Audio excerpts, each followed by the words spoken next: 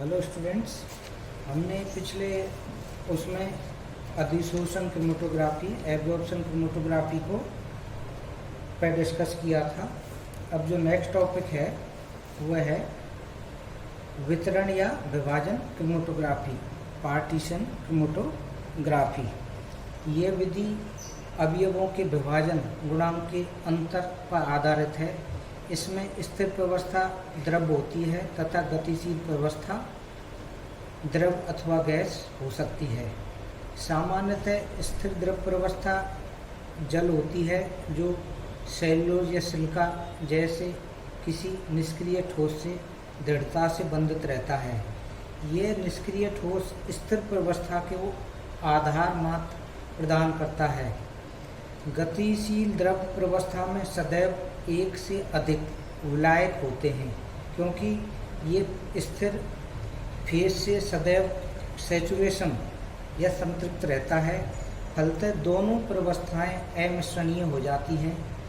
मिश्रण के विभिन्न अवयवों के विभाजन गुणांक भिन्न भिन्न होने के कारण उनका स्थिर द्रव तथा गतिशील द्रव या गैस प्रवस्थाओं के मध्य विभाजन होता है। इस क्रोमेटोग्राफी को समझाने के लिए 2-3 स्टेप आप काम ले सकते हैं। यही कह सकते हैं कि ये ज़्यादा बेनिफिशियल है। पहला है विभाजन क्रोमेटोग्राफी की विभेदन क्षमता अधिशोषण क्रोमेटोग्राफी की अपेक्षा अधिक होती है। यानी पार्टीशन क्रोमेटोग्राफी की जो विभेदन क्षमता है वो अधिशोषण क्रोमेटोग्राफी की अपेक्षा अधिक होती है। इससे पहले हमने अधिशोषण क्रोमेटोग्राफी को विस्तार से पढ़ा था। उसी के आधार पर नेक्स्ट है ये निम्न सांद्रता वाले मिश्रण के पृथक्करण के लिए उपयुक्त विधि है।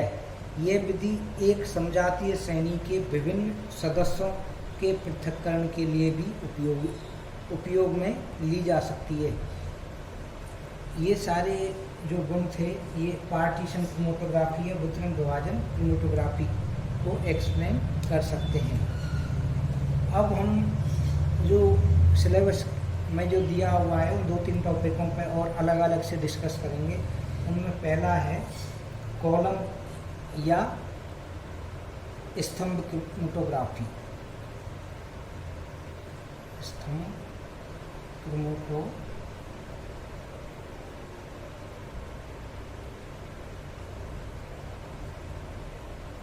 या अपन इसको क्या बोलेंगे, कॉलम।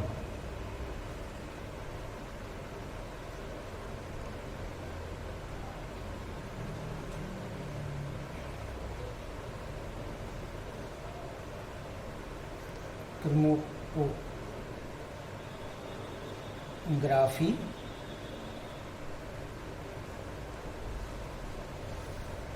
स्तंभ क्रोमेटोग्राफी में स्तंभ से मिश्रण के विलयन को प्रभावित करने के पश्चात जब स्तंभ में उपस्थित अधिशोषक द्वारा मिश्रण के अवयव विभिन्न स्थानों पर अधिशोषित कर लिए जाते हैं तो स्तंभ में ऊपर से उपयुक्त विलायक डाला जाता है, जिससे मिश्रण के अवयव विशोषित होकर पृथक पृथक विलायक के साथ बाहर निकल जाते हैं।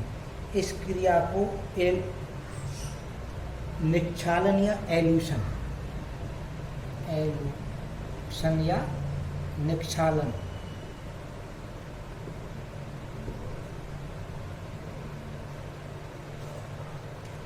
कहा जाता है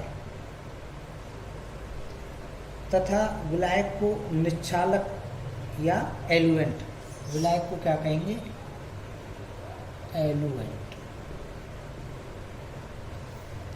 कहा जाता है।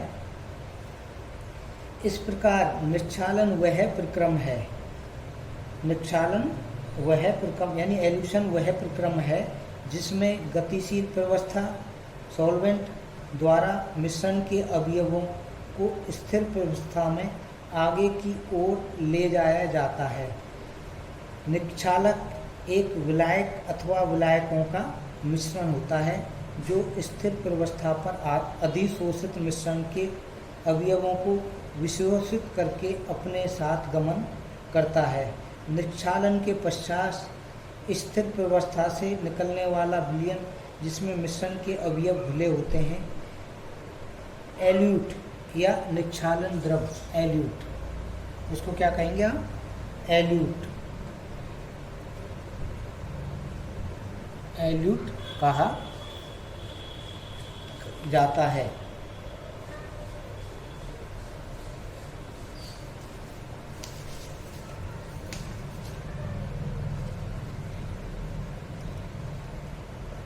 इसके अतिरिक्त जो पतली परत या थिन लेयर क्रोमेटोग्राफी या पेपर क्रोमेटोग्राफी में दो विलायकों की भूमिका अत्यधिक महत्वपूर्ण होती है, उसी आधार पर इस क्रोमेटोग्राफी में विलायक के मुख्य कार्य हैं और निम्न हैं।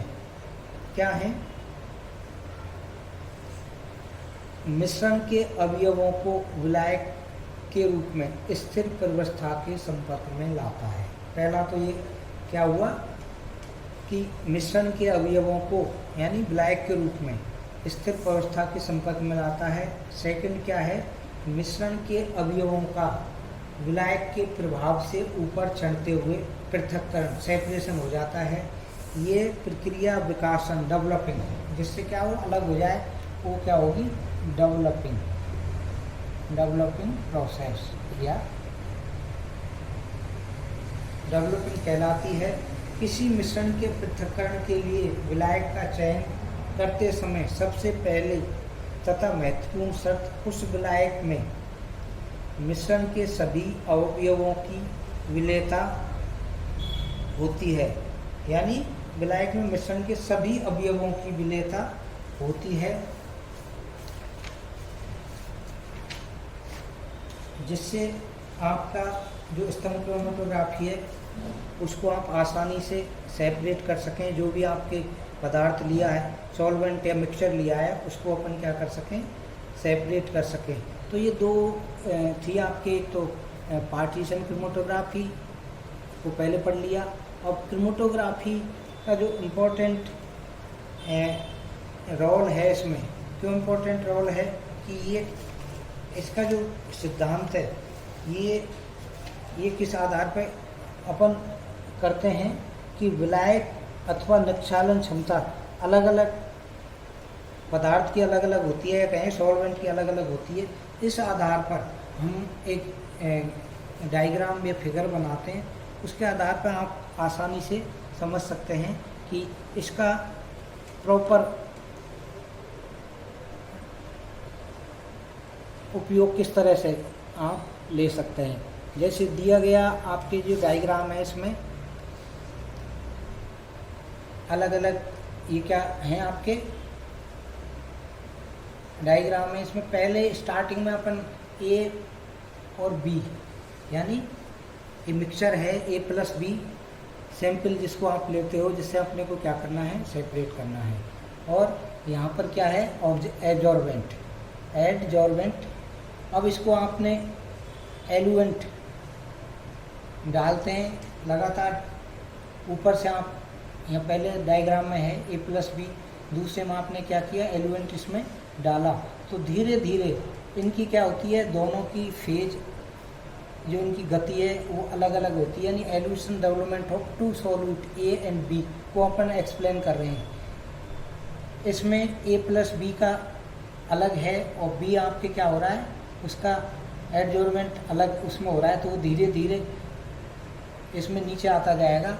और फिर थर्ड वाले डायग्राम में आप देखोगे कि आपके A और B अलग अलग दो मिक्सचर आपको प्राप्त हुए हैं। उसके अलावा A+B जो इस जगह पर है, ये भी आपको क्या है? साफ दिखाई दे रहा है। अभी इसमें से इनका पूरी तरह से स्तंभ क्रोमेटोग्राफी में सेपरेशन नहीं हुआ है। अगली स्टेप आप उसमें जाएंगे तो आपको क्या होगा? एलुएंट के बाद आपके ये आपको दिखाई दे रहा है बिल्कुल सेपरेट अलग हो गया। A और B दो आपके जो मिक्सचर था वो अपने उसमें अलग फॉर्म में सेपरेट होता जा रहा है। अगली जो लास्ट स्टेप में इसमें आपको क्या दिखेगा? एलुएंट अलग है, उसके बाद ये आपके कॉलम आ गया, उस कॉलम के बाद क्या होगा, ए, जो आपका मिक्सचर A+B था उसका जो सैंपल था उसमें ए अलग हो गया, उसके बाद फिर एलिमेंट का बीच में कॉलम तैयार हो गया ये, और उसके बाद आपके बी अलग सेपरेट हो गया, उसके बाद अगला उसमें एक कॉलम किसका तैयार हो गया, ई का, और नीचे आपके बिल्कुल सेपरेट जो सॉल्वेंट है।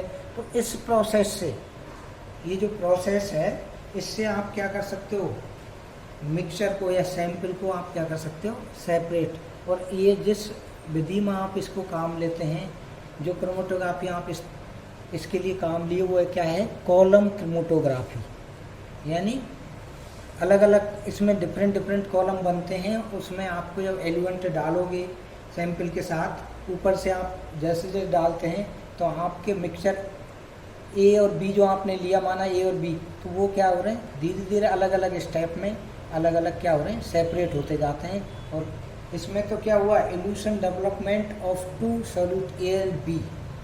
हियर ए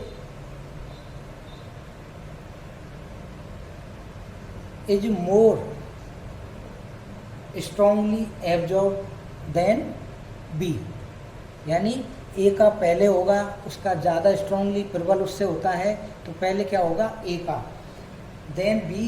ई इज, यहाँ जो ई हम बार बार लिख रहे हैं वो क्या है, आपके एलिमेंट काम में लेते हैं। तो इसको हम और डिटेल में भी पढ़ेंगे,